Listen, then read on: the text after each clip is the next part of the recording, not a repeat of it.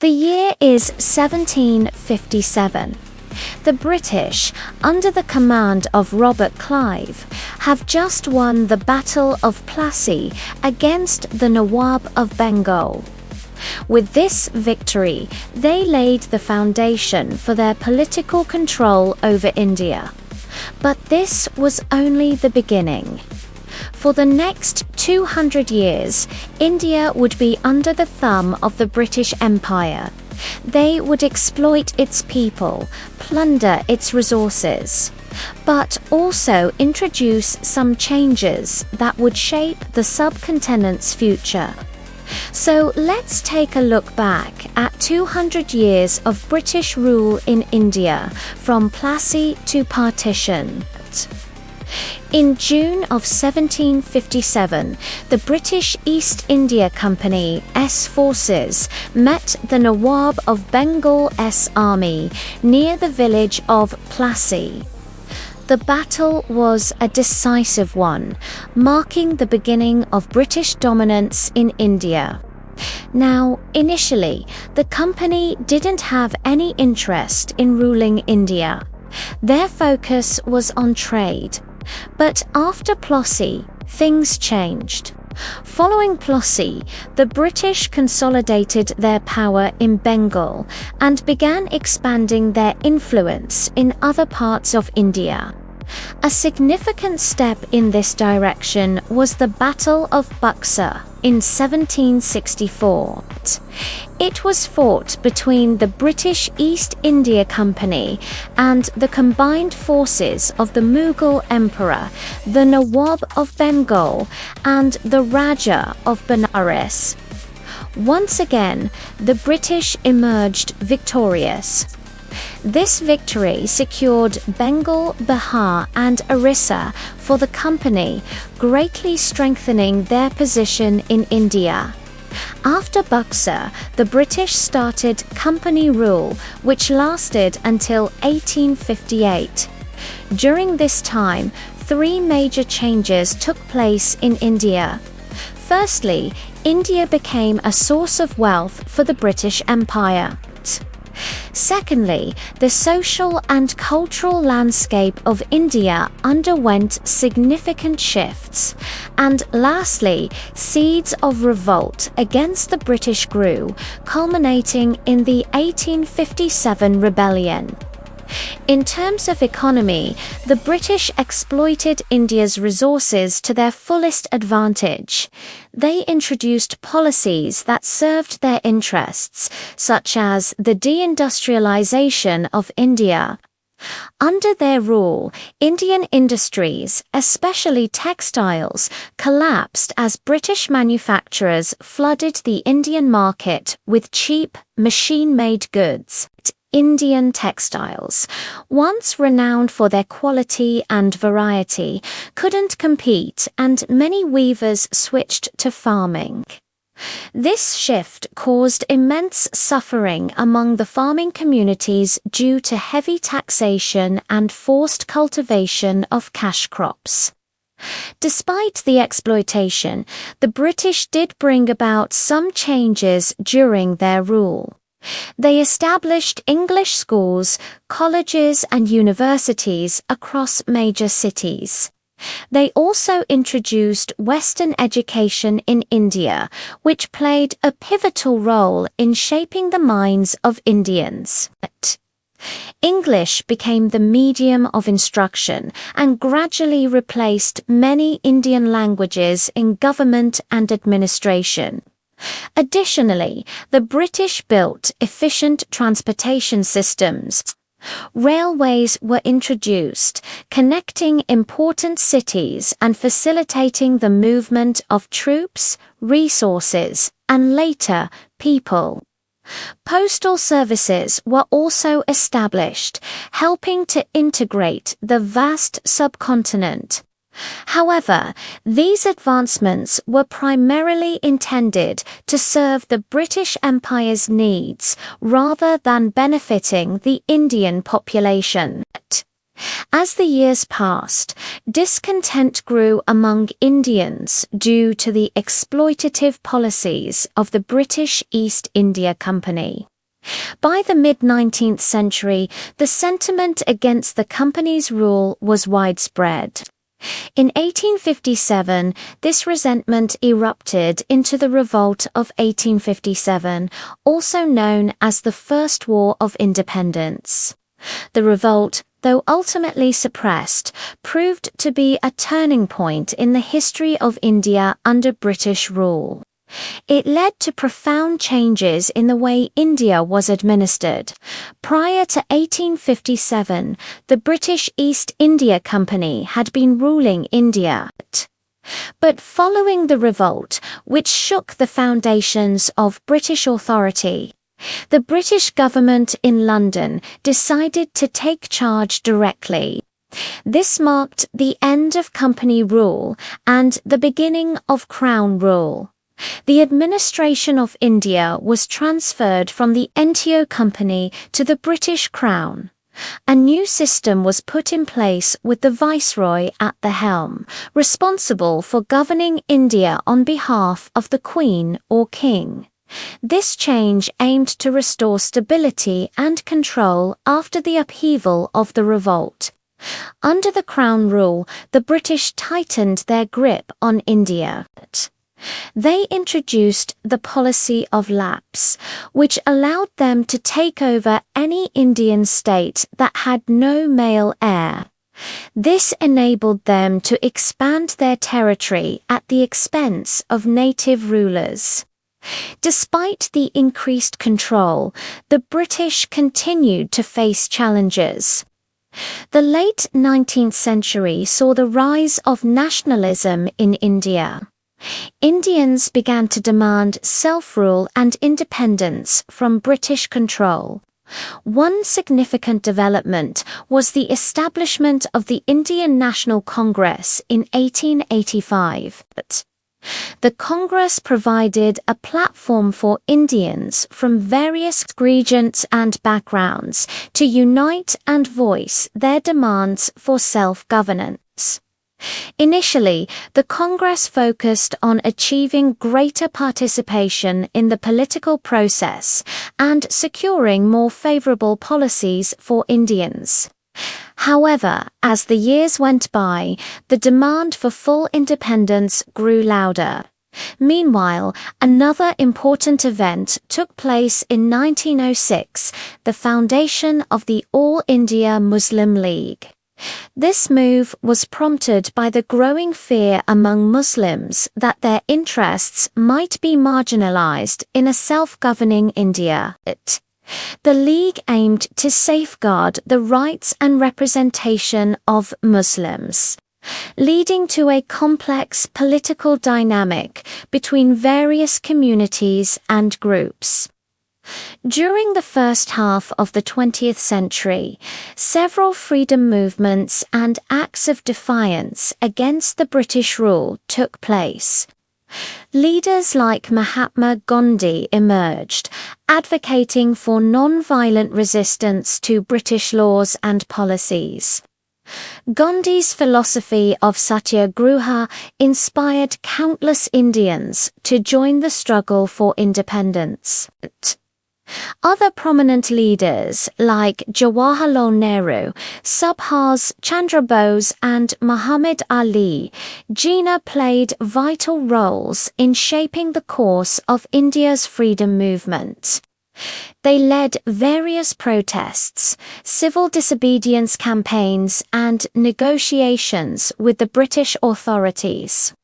However, as World War II drew to a close, it became evident that the British Empire was on the decline. The war had drained their resources, and it was clear that they could no longer hold on to their vast colonial holdings. In India, this realization fueled the momentum for independence. Leaders like Gandhi intensified their demands for freedom, and the prospect of India becoming independent gained momentum. Finally, on the 15th of August 1947, after nearly 200 years of rule, the British left India. India became independent, but not without its own internal divisions. The country was partitioned into two separate states, India and Pakistan. This partition, while intended to address religious concerns, resulted in one of the largest mass migrations in history and caused immense suffering and violence. Looking back over the 2 centuries of British rule in India, it's clear that this period had a profound impact on the subcontinent. From the economic exploitation to the introduction of new social and political ideas, the British presence left an indelible mark on India. While there were attempts to suppress revolts and maintain control, the nationalistic fervor and desire for independence grew steadily. Ultimately, India emerged on the world stage as a free nation, but the legacy of colonialism continued to shape its path. In 1757, a small British force defeated the Nawab of Bengal at the Battle of Plassey. This battle is considered as a watershed moment in Indian history because it marked the beginning of British political control in India, and this happened under the banner of the East India Company. Then in 1764, the British secured Bengal, Bihar and Orissa for the company by defeating Shah Alam to the Mughal emperor and his allies at the Battle of Buxar. It was the beginning of the end for the Mughal Empire and the beginning of British domination in India. And how did they do it? Primarily through 3 tools: military power, economic exploitation, and political manipulation. For about 100 years, the British East India Company ruled India in its own interest. They exploited India's wealth and resources, and also used India as a market for British manufactured goods. Under the company's rule, many of India's traditional industries, like textiles, collapsed as British traders flooded the Indian markets with cheap, machine-made cloth. At the same time, Indian farmers suffered under heavy taxation that the company imposed on them.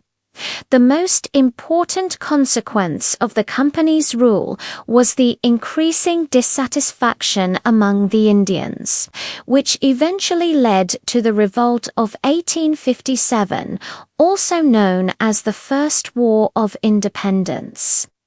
The revolt, though ultimately crushed, proved to be a watershed moment in the history of British rule in India. So what were its effects?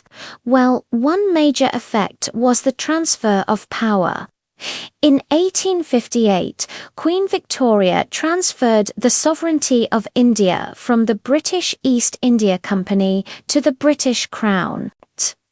This transfer of power marked the end of the company rule and the beginning of the second phase of direct British rule in India, which lasted until 1947. This period is often referred to as the Crown Rule, during which the British monarch was the head of the state and the viceroy was the chief executive. Now, another important effect of the revolt was the hardening of British attitudes towards Indians. The British began to see Indians as a threat to their rule, and therefore they adopted a policy of divide and rule to control the country more effectively. This meant that they encouraged rivalries between different religious and ethnic communities in India to prevent them from uniting against the British. However, despite all these changes, the real power remained in the hands of the British government. They exploited Indian resources to fuel their industrial and economic growth. Railways and postal services were introduced, but mainly to serve British interests. Similarly, Western education and the English language were promoted to create a class of Indians who could serve in the British administration. But amidst all this, the Indian society underwent profound changes during this period. New social and cultural norms were introduced, and a new middle class emerged. Moreover, the British began to lose interest in India after the Second World War. The Indian movement for self-rule intensified, leading to the end of British rule in India. So the second phase of British rule in India, which began after the revolt of 1857, witnessed the rise of nationalism as a powerful force in India. By the late 19th century, the Indian National Congress, or the INC, was established in 1885 as a platform for Indians to voice their demands for all. This was followed by the establishment of the All India Muslim League in 1906 to protect the interests of the Muslim community in British India.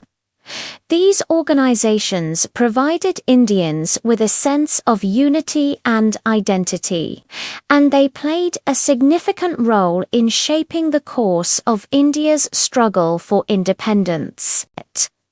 Over the years, the national movement gained momentum, and by the early 20th century, it had become a mass movement with millions of Indians from all walks of life participating in various freedom struggles. Leaders like Mahatma Gandhi, Jawaharlal Nehru, Subhas Chandra Bose, and Muhammad Ali Jinnah became prominent figures in the movement, advocating for independence from British rule.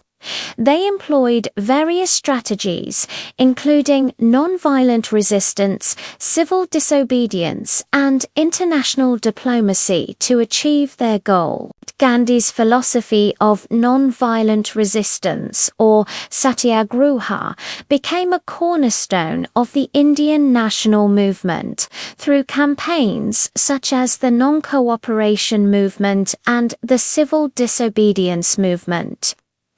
Gandhi mobilized millions of Indians to defy British laws and policies, such as the Salt March. These campaigns aimed to expose the injustices of British rule and to awaken the Indian masses to their rights and dignity. Jawaharlal Nehru, the first Prime Minister of independent India, was a key leader in the national movement. He was a prominent member of the Indian National Congress and played a crucial role in shaping the Congress's policies. Nehru was a strong advocate of socialism, and he worked tirelessly to improve the lives of ordinary Indians. Through social reforms and economic policies, he played a pivotal role in the partition of India and the creation of Pakistan, and he served as the first Governor-General of Pakistan. India gained independence, and it was partitioned into two independent states, India and Pakistan. Now, if you want to know about the causes of the French Revolution, click on this video or have a look at these videos. Thank you and all the best for your future endeavors.